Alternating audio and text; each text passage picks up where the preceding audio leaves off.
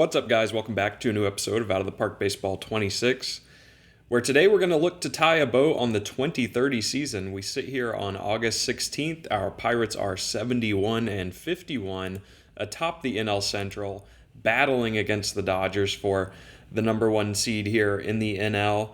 And, we're going to see if we can achieve that goal today. We're going to push through the rest of August and September, all in this video, and look ahead to the postseason, where we hope to return to the World Series and this year win it.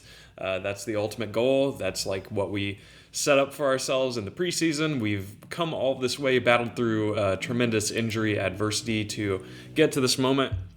You hope we can remain steady down the stretch and really finish strong here. So it should be an exciting episode. It should be a relatively quick episode. The only bit of business we have to touch on in between are our September call-ups, of course, here at the end of the month.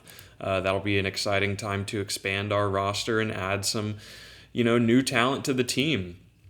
I think when I think about our team as a whole, there are definitely some holes. We have obviously Wyatt Sanford out and Nick Gonzalez battling injury currently, along with JoJo Romero. So we're kind of patching things together. But when I think about the team when we're at full strength, I am giving the side eye to obviously O'Neal Cruz, who has not been really all that good this season. He's a full negative 1.1 WAR player.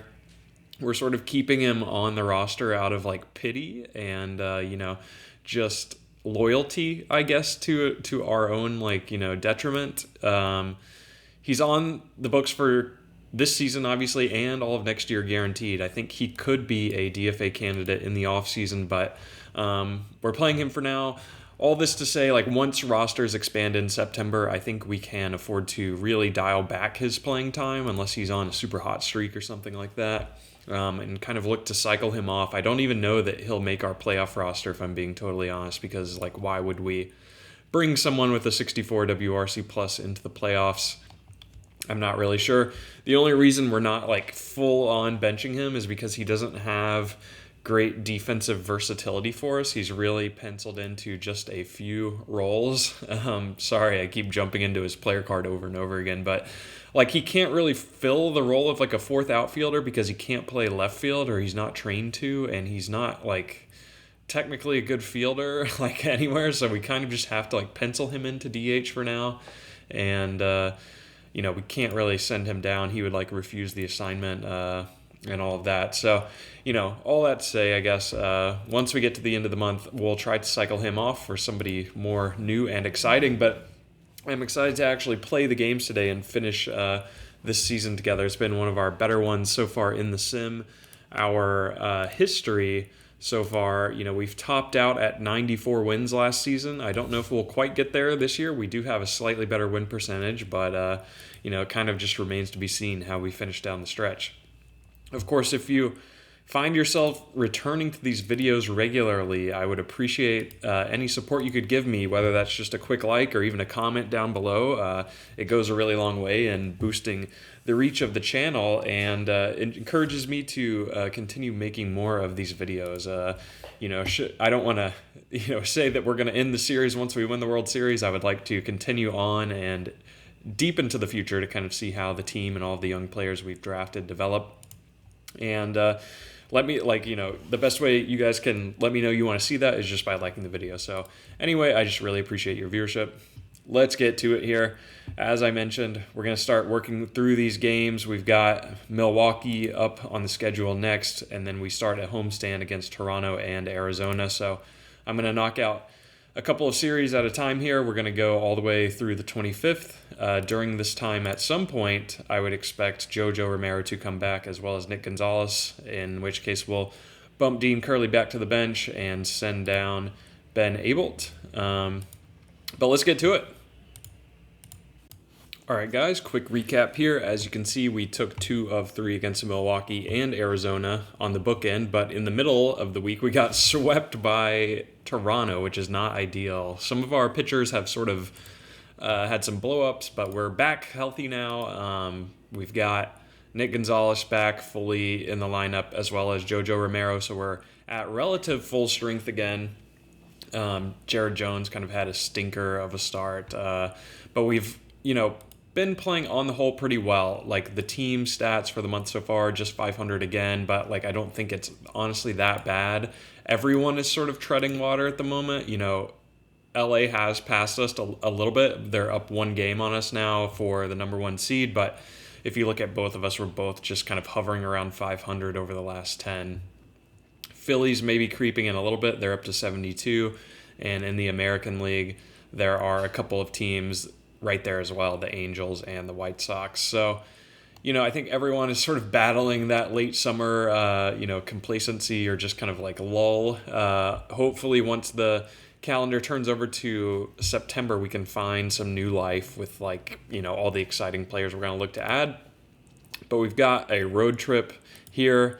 Next, St. Louis, we have 4 games against them before 2 at Baltimore to end the month, and then, kind of a third game on the 1st of September. But we'll stop before then. We'll do all of our September call-ups here after this next bit of games. We're not really at risk of losing our top place in the division at all. Cincinnati is 6 back, Chicago 8 back. So, still quite a bit of separation there, but let's continue pushing forward through here to the end of the month, and we'll readjust our roster then. All right, guys, wanted to jump on here a little bit early. We have a red alert. As you can see, we took 3 of 4 against St. Louis, but in this most recent game, Dan Beebe was pitching, and I was checking out the box score. Obviously, we win, which is awesome, but I notice he only pitches 1 1/3. We go down to see he was injured while pitching, and now I hover over, and it's a diagnosis pending. This is really, really bad. Pending with a shoulder injury. I hope it's nothing too detrimental because he is a generational player. Obviously, one of the best players I've ever seen in any version of Out of the Park baseball. We'll just have to wait and see what the diagnosis is. Okay, guys, thankfully, we're a little bit blessed here. It's only a 3-day recovery period. We simulated 1 day. We lost 1-0 to Baltimore on the road in a pitcher's duel, but thankfully, Dan Beebe is not going to miss a turn in the rotation. He's not going to need any extended rehab. I think this is the best outcome we could have hoped for. So hopefully it leads to nothing more down the line. We already have him on a pitch count of 110, and I think that's pretty solid. So I think we dodged a bullet here. Okay, that's a wrap on August. Bit of a up and down stretch of play. 2 in our favor against Arizona, 3, like I said, in our favor against St. Louis, and then we dropped the first 2 at Baltimore on the road. Overall, we are 78 and 59. Just another 500 month for us. So we're really kind of stagnant here in the back half. We really got off to a hot start this year, out of the gates really strong, April, May, June. And then ever since the post All-Star break, we've sort of been, a little lackadaisical. But hopefully the new roster changes we have here can give us the spark we need. We are 6th in the latest power rankings. Not that we're falling out of it, we still have a 1-game separation on LA for best record in the NL. They're really kind of faltering where we're just maintaining again. But we don't have the best record outright in baseball anymore. Baltimore has surged. They are 9-1 over their last 10, and they have tied our win total so far. So there's still going to be a lot for us to play for here in this final month of the season. If you're curious about the players that we ended up calling up as part of September call-ups, you can sort of see how I've structured the lineup, and you'll notice if you look closely, there's no O'Neal Cruz here. So we've made some changes. We've kind of bumped Edward Lantigua to DH. He is fragile, so we're kind of trying to protect him by getting him off his feet in the outfield as much as we can.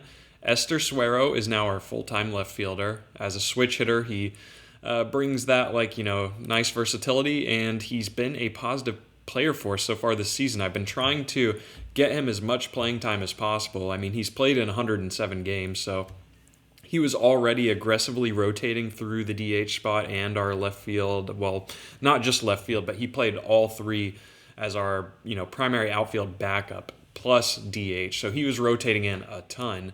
Now we're just going to kind of give him the keys to full-time left field status. And I've sort of relegated O'Neal Cruz back to the bench, and who did we call up to fill our backup outfield role? It is this man, Brock Kettleson, our 7th-round pick in 2025. Way back in the day at this point. He's now 23 years old, just over 23, 6'4", 210, left-handed outfielder. We think he's a very plus glove. He's got good work ethic. He's great on the base path, really good base runner and good at stealing. His numbers at AAA were really pretty good. 86 games of action, 18 homers, 53 RBI, 12 steals, only caught twice, strikeout just 20% of the time, 851 OPS for a 2.5 WAR. So, he's not a tremendous slugger. A lot of his game comes from defense and base running, but feel pretty good about him being able to hit at the major league level, and he's, not a total liability left on left. So, as a 4th outfielder to provide plus defense, I think he'll be great, and there's still quite a bit of gap power to tap into if he manages to somehow discover that. We know that plays really well in our park, so looking forward to seeing what he can do. O'Neal Cruz is now fully out of the rotation pretty much. You can see we're going to rotate Kettleson in as a rest day for all of our outfielders here. Every 4th day for Suero, 5th day for Griffin, and 6th day for Benj. O'Neal Cruz is now backup DH, and he's really just kind of like a pinch hit, pinch run option at this point. We're going to try to bench him as much as we can. And against left-handed pitching, kind of a similar story here. Kettleson's just going to back up everywhere. And Cruz is probably not going to play. So that's going to be how we're going to structure the lineup card. I'm curious to see if Kettleson can kind of make a name for himself. I don't know that he's in our long-term plans with guys like Ben Small on, the rise in our minors along with Phil Goodall. So we'll kind of just see if he's able to carve out a role or not. Our outfield is pretty jam-packed, so it's going to be competitive. But for the remainder of this season, he's going to get run. The other call-up we made was to our pitching staff, and it's to this guy, Carlos Mateo, who we've looked at before and actually was in spring training with us. He was one of the final roster cuts before the season really got started, and we've been fortunate enough to keep all of our right-handed relief options healthy throughout the season, so there was really no need to ever bring him up. And he was dealing with a little bit of forearm, I want to say inflammation earlier in the year that put him out for 3 whole months, so that was kind of a extended break for him. But he's back now, and he's got 13 games of action at the AAA level, 8 saves, only 1 blown. Overall, pretty solid, striking out upwards of 10 per 9, and I kind of just want to see what he can do here at the major league level down the stretch, so hopefully he can give our guys a little bit more rest. September can be a really tough month for injuries in, the world of out of the park. They seem to stack up in September, so just trying to give our manager as many options as possible to keep guys fresh. So now we have 2 righties and 2 lefties in these setup roles, and then these are kind of the guys we bring in if we're losing in middle relief. So those are the moves. Obviously, we have a bit more baseball to get to here. We're going to do, I think, I'm trying to decide how far I want to go here, but let's just do these first. Let's do the homestand here. We'll go through these games against Colorado. Obviously, we have the one hangover game against Baltimore, but Baltimore, Colorado, and Cincinnati all at home, and I'll rejoin you here on the 9th. All right, guys, pretty big news here. I noticed Nick Gonzalez had a pending injury a couple of days ago. I decided to continue simulating until we got a resolution, and it looks to be on the more serious side. It's going to be a 4-week injury. Right now we're on September 8th. I think the injury probably happened on September 6th. So 4 weeks would put him on track to return October 6th. I don't know if that will be prior to our playoff series starting or not. It's kind of in question, I think, if he is able to return or not. But regardless, he's going to be unavailable for us for the rest of the regular season. I think it'll bring, he only played 107 games for us this season. This is kind of like the Nick Gonzalez experience at this point. He's a pending free agent. He's a very popular player, actually extremely popular. So, I don't know what we're going to be able to do here, but he finishes with 40 doubles, 10 homer, 56 RBI, and 10 steals for a 3.8 WAR season. I think his most successful season with us. This is his first year at third base, so I think kind of moving him out of all the defensive action up the middle definitely helped keep him boost his WAR in that sense. But he was overall a really, really good hitter for us. Hopefully he can have no setbacks with his injury and is able to return for us in the playoffs. But obviously that leaves a hole for us now at third base. I don't know what the plan is going to be. He was like one of our leadoff hitters, so we're going to have to figure out what to do there. When I think down to AAA and the potential guys we have not many options, if I'm being honest, like not many quality options. It's possible Aiden Miller is that guy who comes back and can maybe platoon for us. I don't know that we have all that many great options, like I mentioned, but I'm going to have to, sort of figure that out on my own. I will be back with you to wrap up the week once we figure out what we're doing. And we're going to jump ahead to September 10th. Pretty good start to the month. We've only lost 2 games. We've won 5. Overall sitting at 83 and 61, and we've sort of extended our lead on LA by 2 games now to have the top record in the NL. And we still have the top record in all of baseball too. Like the other teams have sort of fallen back as well. So we're kind of heating up at the right time. Of course, it's going to be hard to replace Nick Gonzalez with his intercostal strain. It's 3 to 4 week injury. Really, there wasn't a great option. What I ended up settling on is calling up Aiden Miller, who was doing pretty decent at AAA. Not the greatest sample size. He's battled some injuries this year, but ultimately a 125 WRC plus at AAA this season. He was with us early this year at the major league level, was really not impressive at all. We ended up sending him down, but of the available options, I liked him better than Dean Curley and Yordani. So we're going to give him another shot here.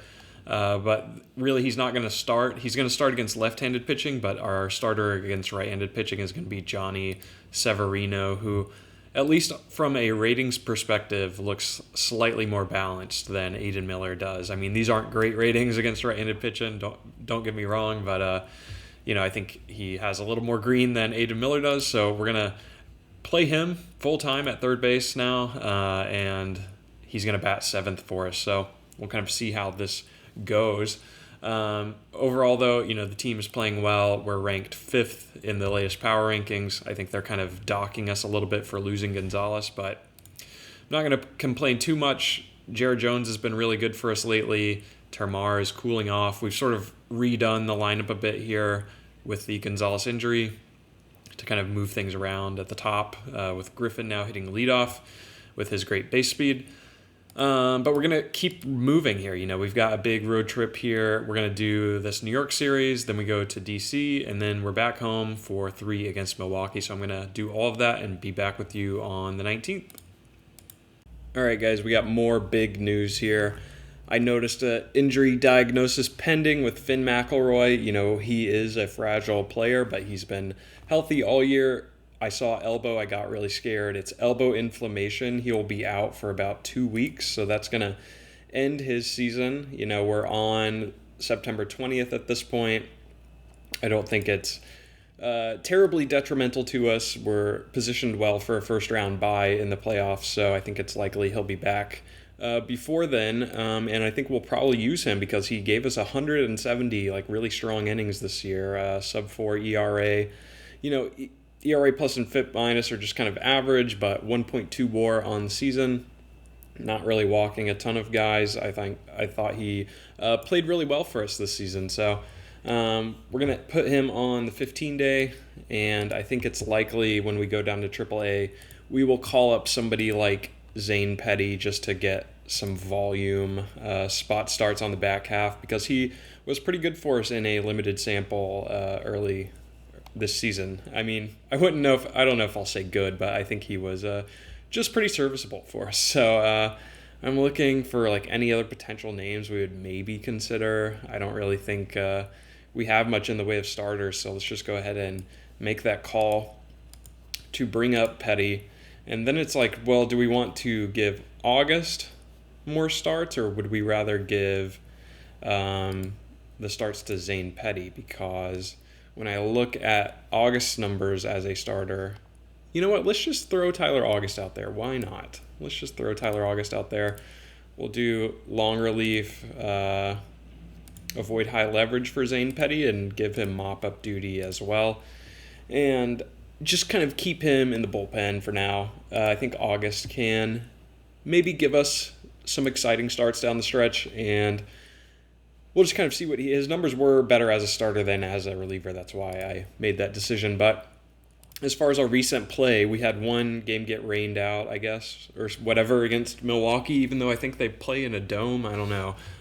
It got rescheduled anyway. So we lost the series against New York, dropped 2 games there. We won 2 in D.C., and we've dropped the first 2 against Milwaukee. We are 86 and 66. Good enough for first in the division still. However, we're tied with Los Angeles for best record in the NL again. So they're just right on our heels. And then in the AL, the Angels are also right there as well. And, funnily enough, that's our next series. We play the Angels in this upcoming series at home, where it could decide who has the best record in all of the majors this season. Obviously, there are more games after this. I don't want to get too caught up on it, but it's definitely critical to get that head-to-head loss. Our gain is their loss. So these will be big games. It looks like we're scheduled to have Hunter Green on the mound for Game 1, which I like. I did make a change at closer. Brian Abreu, as you can see, has really kind of struggled over his last couple of appearances here, and I noticed his pitching splits by month were looking a little rough in September. He had 7 games, and he was just looking shaky. So we bumped him down to setup, and I actually gave the closing role to Carlos Mateo because he's been really awesome. 9 games, 10 and a third, hasn't allowed a run. Whip is looking super good. He's striking out almost 15 per 9, so I think it's likely, should he remain healthy and all of that he comes into the playoffs with us, which is really exciting. I think he's ascending. He's his trajectory is on the up, where Abreu is maybe on the downward trajectory given his age. Mateo here is just 24, about to be 25 though, and looks like pretty balanced against both sides. Has better control than a lot of our guys, even though it is in the 40s. It's a 45 as opposed to a 40, and he's got a really dominant combination of fastball slider. So like what we see out of him as a spot closer to end the year. He's got great velo. We think the changeup can be very plus as well, and he's got a curveball too. So really, really like what he has shown so far. I have these stats split for September. They're not actually that bad for Abreu. On the whole, this season, he's still definitely one of our stronger arms, just from a WAR perspective. But sucks to lose McElroy. I think we'll be fine, though. Try to protect the rest of our guys moving forward as best we can. And, I think I don't know how far to take this, you guys. I kind of want the last games to be dramatic, so we may just do all of this remaining homestand, and then I'll join you here, and then we can kind of go game by game on camera and closely track how we're looking for the number 1 seed. All right, guys, it all comes down to this. You can see we took 2 of 3 against the Angels and won that final game against Milwaukee 4-3. We've got 6 games left in the season. We are 89 and 67. Of course, we did already clinch the playoffs. I want to say we received, a nice email at some point in the last little bit. I'm really trying to find it. Here we go. Because there were some funny quotes in it. Our manager says it's a testament to the dedication and grit of our players. Obviously, we've secured our spot. Dan Beebe added that Orion Kirkering promised to pick up the tab if we clinched, so he'll be ordering the most expensive dish on the menu tonight. So Kirkering's, getting the tab for the boys. We love to see that. We have fantastic fans. It feels good to give them something to cheer about, says Dan Beebe. Hopefully there's a lot more celebrating to come. I couldn't agree more. Obviously, this will boost our fan interest. We clinched, and now we're up to 86. I think it was a 10-point jump in fan interest, so everyone's really jacked about getting into the playoffs again. At 89 and 67, we have one of the better records in the league. We're 1 game up on the Dodgers and 2 games up now on the Angels for best record in all of the MLB. So we're going to watch these next few games closely. I'm hoping that we can, carry through with our strong play here early in this next series against Chicago, and then hopefully we can bench Dan Beebe for that final game of the year. Hopefully the final game of the year means nothing, and we don't have to start Dan Beebe. As it is currently looking, he would probably get this game. I think it's going to go Tyler August, then Hunter Green, Jared Jones, Burrows, maybe Beebe, and then August again. I don't know. I would like to sub Beebe out for maybe Tyler August, something like that, or I don't know. Maybe we're overthinking it. Let's just see how this goes. We're going to do these games live. So we have Tyler August here against Mitch Keller. This will be August's first start back as a starting pitcher. We're going on the road to Wrigley. It looks like, let's see what ends up happening. We lose 4-3. Did we lose it late? We did. It was a tie game in the 9th.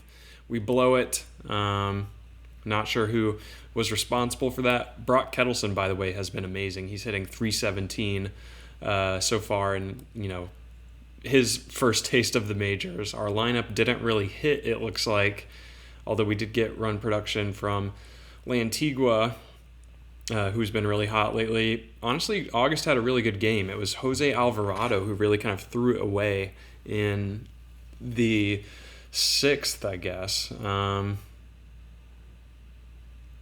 don't really know. Romero got in late in a tie game and kind of blew it, so our closer, I guess, was not available there. Looks like we got one piece of mail, a scouting discovery, so we'll get more information on him and bounce back to the schedule here. Next up, we have, it looks like Hunter Green on the schedule, who will face off against, I think this is Mike Gallegos. Yeah. I think he was an international free agent, if I remember correctly. Not quite sure. But something else that has crept up on me in a major way. Cincinnati has closed the gap to 3.5 against us. They have been red hot this month. I was peeping their stats. They're 13-8, where we have kind of just been up and down. They've gotten hot and have closed the gap a little bit. I don't think we're in all that much danger with just 5 left to play, but I was definitely surprised to see that. With the loss yesterday, we're still 1 up on the Dodgers and now 1 up on the Angels too. So the Angels close distance, the Dodgers do not. We have Hunter Green versus Mike Gallegos here. Hopefully we can pull this one out. And we do. But it looks like Alex Harrington experiences an injury that is expected to come with 1 to 2 weeks of recovery time. I think I'm just going to let him play through it. He's not a primary player for us at this point. He's sort of a backup player. So I think with just it being soreness and not inflammation or anything much worse, I'm fine to let him continue playing. But it looks like we got the win 4-3. So that is positive. We'll go ahead and finish today to get a clear picture of the rest of the standings. We get some retirements here. Oh, that's unfortunate. Some of these guys were really pretty young. So interesting. But we're crowned NL Central, champions for the 2nd consecutive year. It's just a matter of putting in hard work and getting the breaks. Couldn't agree more. We put ourselves in. We want to put ourselves in the history books and win the World Series. So Dan Beebe is talking up a big game, and so is our manager as well. So that's really awesome to see. I would like to look at the box score of the game if we can, to sort of see how it went. Looks like we kind of had it the whole way. They gave us a scare in the 5th, but overall very solid. And Brock Kettleson is 4 for 5. He's hitting .370, which is crazy to see that. Definitely having an awesome. He's already got .6 WAR accumulated, and he's just going ham. So that's awesome to see. It's possible we carry him into the playoffs as well. I don't think we'll take O'Neal Cruz, so we need a 4th outfielder, and I think he's a great option. Severino has really stepped up as well in his starting role, with Gonzalez going down. Pitching-wise, Hunter Green gives us 7 1/3 of really solid baseball. Abreu comes in, and then Mateo has still not given up a run. So knock on wood. I don't know if you guys could hear that, but I actually knocked on wood there. As far as the standings go, let's check how the Dodgers did. We're now 2 up on them, and still just 1 up on the Angels, though. So they're right there. I think we may have something to play for till the very end here. But next up is Jared Jones, who's been really hot, only 99% rested. Do we have anyone else available? Burrows is not available, it looks like. So we're going to have to make do with a 99%. Unless, I guess, we wanted to pitch Zane Petty. I don't know if that's he's definitely well rested. You know what? Let's actually do that. Let's go 6-man rotation, Zane Petty, and then we will set him there. And I'm going to go strict order just to kind of micromanage this. I do want to go into his strategy as well. And I want to override everything, and I want to set him to an 18-batter minimum. I don't want him going through the order twice. So we're going to try this. I don't want to pitch him on, I know it's 1%, and you're probably like, what are you doing, dude? I just don't want to, okay? I think we have a little bit of leeway. We have the 2-game separation against LA. We don't need to. We can go Zane Petty here against Ryan Sloan of, I believe, the Mariners in real life, but here he's with the Chicago Cubs. So let's see if this bit of micromanagement pays off. Throwing Zane Petty into the fire here on the road in Wrigley. I could see this being a blowout, but let's see. 8-2, our guy gets the dub. Huge win. Termar and Griffin both get 2 hits each. Severino 2 hits again. Esther Suero with 4 RBI. Looks like he had a grand slam in the 7th. I didn't even check to see how the game kind of scripted. So 3-0, 3-1, 8-2 is how it ends. So Zane Petty, 68 game score from our boy.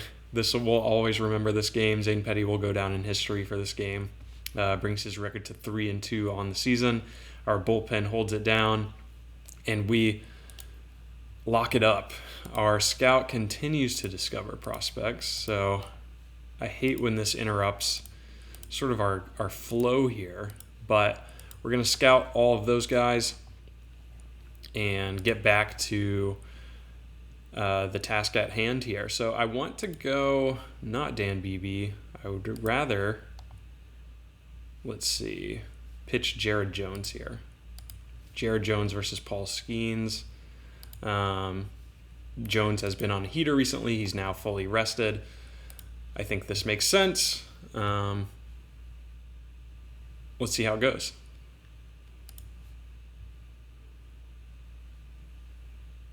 The dramatic pause, and we get the win, 4-3. Awesome. Maybe these last final games won't really matter too much, and we can start guys like Burrows and August to kind of wrap up. Pena gets a 3-hit day. He really kind of carried, but more production out of Brock Kettleson too. 2 RBI from him as well. Looks like everyone played really well. Connor Griffin is up to 29 steals, which is insane. Jared Jones with a 53 game score, pretty good. We'll take it. Alvarado, Abreu, Mateo is the 1-2-3 there late. So I'm curious to see how the standings look after this. We have 2 games left. Do we need to be concerned? Not in terms of the NL, but we still have just 1 game of separation against Los Angeles here. I don't think I want to pitch Dan Beebe anymore. He's already at such a high innings count. He's at 212. I don't really want to push him any more than is necessary. So I think we're going to go Mike Burrows for this next start. He should be fully rested. It looks like our manager has stepped in to bench Dan Beebe. Good call by the manager. He's on the lookout there. So we're going to go with Burrows here, and then probably Tyler August to wrap, and that will be all of that. So let's see here. Just double checking this. Burrows, it is. Burrows versus Thornton. If we get the win here, We're cruising. We get the 1-0 win. Pitcher's duel. Outstanding job, everyone. Just a solo home run for Suero is the difference. Our defense holds it down. Brock Kettleson gets another hit. Burrows goes 76 game score, 7 1/3. Abreu comes in. Mateo as well. Mateo has been amazing.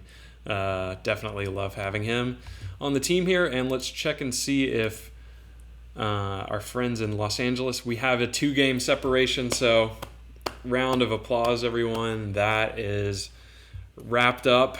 We have taken, or clinched rather, the top record in all of the majors this season.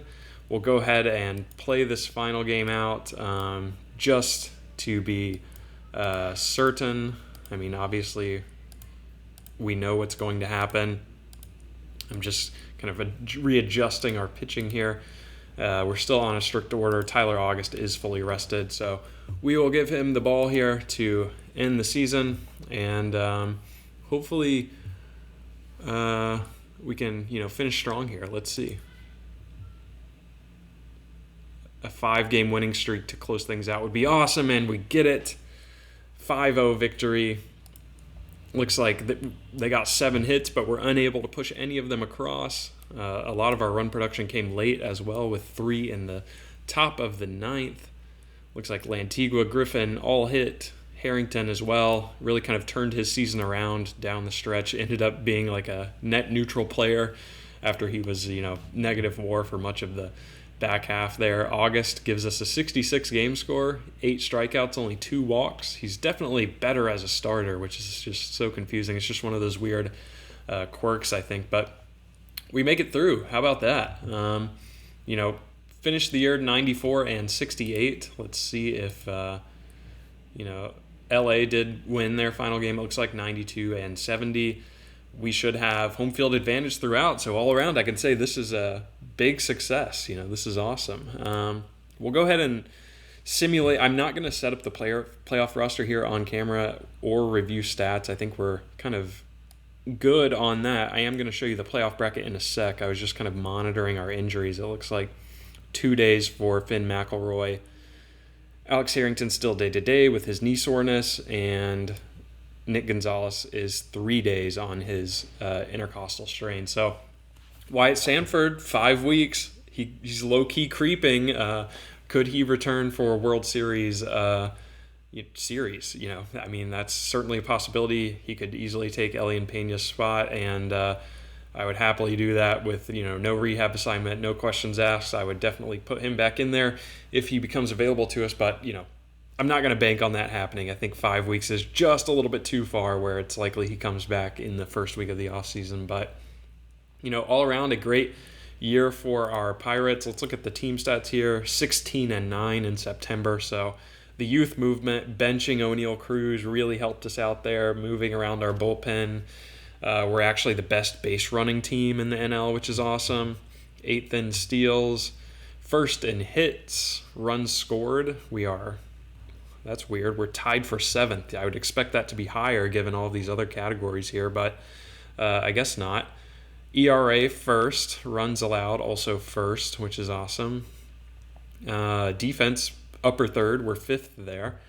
And 1-run games were pretty good. Extra inning games were good. Home road, both positive win percentages. Lefty-righty, both positive win percentages. All around, our best season from a record perspective as well. 94, I think, is 1 win over our record last season. No, I'm wrong. We finished the exact same. So guess it kind of is what it is. We had a lower batting average, a lower ERA, though, and scored fewer runs, but also allowed fewer runs. So I'm not sure if these totals, account for postseason games or not. I guess we'll see the further we go here. But I've made you wait long enough, and I've been talking for a really long time here. So I'm going to simulate and show you the playoff bracket in a sec. All right, guys, here's how we are looking for the 2030 playoffs. Obviously, we take the top seed in the NL, LA at the bottom. Angels, top seed in the AL, defending champion Boston Red Sox at the bottom there. Those are your first-round buys. In the wild card series, it looks like we will get the winner of Washington and Cincinnati, possible division matchup here. to look forward to. And then on the other side, an NL East battle between Philly and Atlanta. In the AL, Vegas makes it. They will face off against Baltimore, and Seattle will face off against the White Sox. Could see a battle of the Sox there in the divisional. That would be exciting. But I think we're going to end the video here, guys. Next episode, we'll look to complete the playoffs in their entirety. I think that was my favorite episode of the series I've made, was our run last season. Hopefully it is long and fruitful, and we get some good drama there. I think our team is obviously built to contend and is super strong this season. So we should get Gonzalez and McElroy both back and be at relative full strength. I'm excited to see how things unfold. But as always, I appreciate you so much for watching. Be sure to tune in tomorrow for the resolution to the 2030 season. I look forward to seeing it through with you guys. If you find yourselves returning here often, obviously would appreciate if you could subscribe to the channel. That would be awesome. But of course, no pressure. Anyway, take care, guys. I'll see you tomorrow with the 2030 playoffs. Let's get after it.